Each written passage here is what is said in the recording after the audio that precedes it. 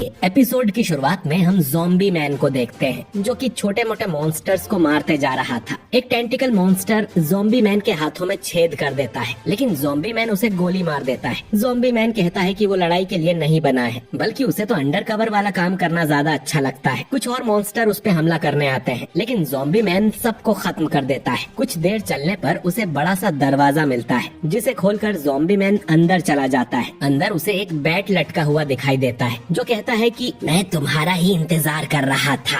इस मॉन्स्टर का नाम है वैम्पायर और इसका थ्रेट लेवल है डीमन। इनकी लड़ाई देखने बाकी मॉन्स्टर्स भी जमा हुए थे, बल्कि वो तो चाह रहे थे कि लड़ाई में वैम्पायर मारा जाए। वैम्पायर कहता है कि ये सब साले जलते हैं मुझसे। बाकी मॉन्स्टर्स बोलते हैं कि तुम दोनों आपस में लड़ो और तुम में से जो भी बचेगा उसे हम सब मिलकर मार देंगे। वैम्पायर पूछता है कि क्या तुम एस रैंक हीरो हो, तुम्हारा नाम क्या है? ज़ॉम्बी मैन अब तुरंत ही उसे गोली मारने की कोशिश करता है, लेकिन वैम्पायर पहले ही उसके पीछे आकर उसे काट लेता है। वो ज़ॉम्बी मैन का खून पीने लगता है, लेकिन उसका स्वाद वैम्पायर को बहुत ही बेकार लगता है। सबको लगता है कि ज़ॉम्बी मैन मारा गया, लेकिन ज़ॉम्बी मैन उठ खड़ा होता है। वैम्पायर बोलता है कि मैं मॉन्स्टर एसोसिएशन का अकेला असली मॉन्स्टर हूँ, क्योंकि मेरे पूर्वज भी वैम्पायर हुआ करते थे। ज़ॉम्बी मैन फिर से उसे गोली मारता है, लेकिन वैम्पायर उन गोलियों को अपने हाथों से ही पकड़ लेता है और उन्हें वापस फेंक कर ज़ॉम्बी मैन को ही मार देता है और बाकी लोगों से कहता है कि मेरे लिए तालियां बजाओ। पर वो ये देख हैरान हो जाता है कि ज़ॉम्बी मैन फिर से उठ गया था। वैम्पायर कहता है कि तुम जिंदा कैसे हो?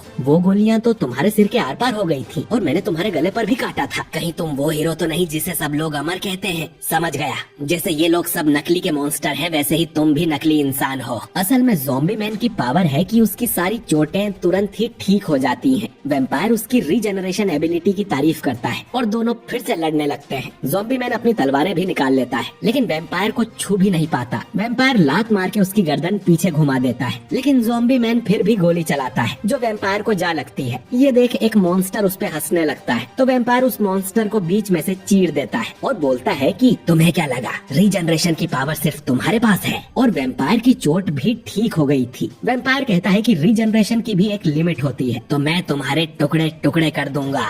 वो अपने ढेर सारे बैट्स को ज़ॉम्बी मैन पर छोड़ देता है जो उसे काटने लगते हैं। वो अपने आसपास के मॉन्स्टर्स का भी खून पीने लगता है ताकि उसका शरीर जल्दी ठीक हो जाए। वो ज़ॉम्बी मैन की तरफ देखता है जिसे कुछ नहीं हुआ था। ज़ॉम्बी मैन कहता है कि चलो अब इस लड़ाई को खत्म करते हैं और वो कुल्हाड़ी से वैम्पायर पे हमला कर देता है। करीब 30 मिनट बाद हम देखते हैं कि वैम्पायर के टुकड़े टुकड़े हो गए थे। वैम्पायर बोलता है कि मैंने तुम्हें कितनी बार मारा है, तुम मरते क्यों नहीं? ज़ॉम्बी मैन कहता है कि हाँ, तुमने मुझे 200 बार हराया है और मैंने तुम्हें सिर्फ एक बार। बाकी मॉन्स्टर्स बात करते हैं कि वैम्पायर सच में हार गया, ये कितना बड़ा मूर्ख था। इस लड़ाई में ज़ॉम्बी मैन बहुत थक गया था, जो देख बाकी मॉन्स्टर्स खुश हो जाते हैं और बोलते हैं कि अरे तुम कहाँ भाग रहे हो, अब तो हम सब मिलके तुम्हें मारेंगे। पर वो देखते हैं कि ज़ॉम्बी मैन भाग नहीं रहा था, बल्कि दरवाजा बंद करने गया था और फिर ज़ॉम्बी मैन उन पे भी अटैक कर देता है। इस एपिसोड का एनिमेशन भी इतना बेकार है कि ये फाइट भी इन्होंने दरवाजे के पीछे ही कर दी। थोड़ी देर में ज़ॉम्बी मैन बाहर निकलता है। वो काफी घायल था और अब पूरा ठीक होने में उसे कुछ मिनट्स लगेंगे, तो वो थोड़ा आराम करने बैठ जाता है। तभी उसे चाइल्ड एम्पायर का मैसेज सुनाई देता है जो बोलता है कि मैंने वागमा को ढूंढ लिया है और मैं उसे लेकर ऊपर जा रहा हूँ, बाकी लोग दुश्मनों का ध्यान भटकाते रहो। और ज़ॉम्बी मैन उसे सबकी तरफ से शुक्रिया बोलता है। ठीक होने पर ज़ॉम्बी मैन वापस चल पड़ता है। दूसरी तरफ हम बिग गॉड को देखते हैं। उसके सामने बिग ईटर नाम का मॉन्स्टर आता है जिसकी भूख कभी खत्म नहीं होती है और वो कुछ भी खा सकता है। वो बिग गॉड को भी खाने के लिए अपना मुंह आगे करता है। इधर एटॉमिक समुराई के स्टूडेंट्स भी अलग थे। उनके सामने वही प्राइवेट गार्ड्स आते हैं जिन्हें नारिंकी ने भेजा था, पर अब उनका डुएस ने ब्रेन वॉश कर दिया। लियान कहता है कि हमें इन्हें चोट पहुंचाए बिना ही बेहोश करना होगा। डुएस बोलती है कि मैं इन मूर्खों को भी अपना गुलाम बना लूंगी। वो गार्ड्स को अटैक करने को बोलती है जो गोली चलाने लगते हैं, लेकिन लियान अपनी तलवार से ही उन गोलियों को रोक देता है और फिर उस आदमी का बैटल सूट खराब कर देता है। लेकिन फिर भी वो लोग रुकने का नाम नहीं ले रहे थे। वो उन तीनों को घेर लेते हैं और डुएस उन्हें अपने हंटर से मारने की कोशिश करती है, लेकिन उस चाबुक को कोई अपने हाथ से ही पकड़ लेता है। ये था अमाई मास्क। वो समझ गया था कि ये अपने चाबुक से लोगों को वश में करती है। ये चाबुक जिस पर भी पड़ती है वो इस मॉन्स्टर का गुलाम बन जाता है। वो एटॉमिक समुराई के स्टूडेंट्स से बोलता है कि ये तुम्हारे बस की बात नहीं है, कहीं और चले जाओ। इस मॉन्स्टर को मैं संभालता हूँ, मेरे पास इसका एक सोल्यूशन है। मैं इतना कमजोर नहीं कि किसी के वश में हो जाऊँ। लियान और बाकी लोग अमाई मास्क की बात मानते हुए यहाँ से भाग जाते हैं। डुएस बोलती बोलती है कि अच्छा हुआ हम मिल गए, मैं असल में तुम्हारी बहुत बड़ी फैन हूँ, हम दोनों कहीं कोने में चलें क्या। ये कहकर वो अपना मास्क हटा देती है और उसकी गंदी शक्ल देख अमाई मास्क और भी गुस्सा हो जाता है। इधर लियान और बाकी लोग बात करते हैं कि उसके पास कौन सा सोल्यूशन होगा। तो लियान कहता है कि पता नहीं, पर उसके पास कोई हुक्म का इक्का होगा जो वो किसी को दिखाना नहीं चाहता। इधर अमाई मास्क एक ही झटके में सब गार्ड्स को हरा देता है और उस पर डूएस की चाबुक का असर भी नहीं होता, जो देख डूएस पहले ही अपनी हार मान लेती है और कहती है कि तुम इंसान नहीं हो। अमाई मास्क बोलता है कि मॉन्स्टर्स को मरना ही होगा।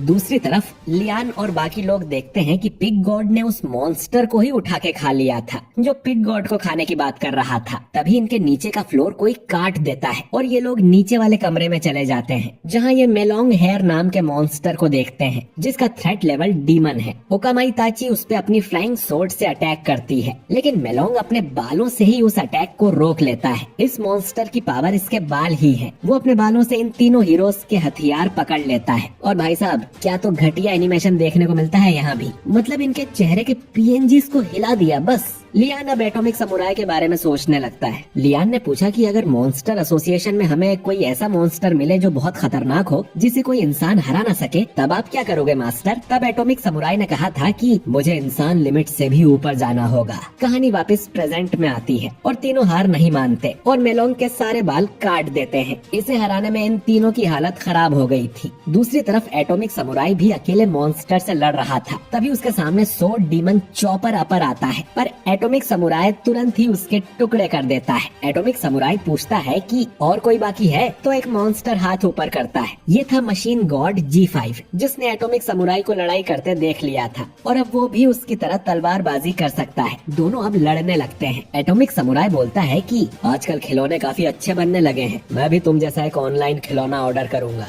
ताकि मेरे स्टूडेंट्स उस पर प्रैक्टिस कर सके। G5 कहता है कि मेरी असली पावर सिर्फ दूसरों को कॉपी करना नहीं है, बल्कि उन्हें अपग्रेड करना है। मैं एक रोबोट हूँ। वो अपनी मैक्सिमम स्पीड से हमला करता है, लेकिन एटॉमिक समुराई उसके भी टुकड़े टुकड़े कर देता है, जिससे उसमें बड़ा धमाका होता है। लेकिन G5 का कोर बहुत ही मजबूत था, जिसे एटॉमिक काट नहीं पाया था, तो G5 यहाँ से भाग जाता है। एटॉमिक सोचता है कि सपोर्ट टीम ही इसे संभाल लेगी। दूसरी तरफ हम टेरियो को देखते हैं, जिसके पीछे एक छोटा सा मॉन्स्टर पड़ा था। वो उसे कहता है कि बच्चे रुक जाओ, मैं तुम्हें कुछ नहीं करूँगा, बस मार दूंगा, वो भी तुरंत।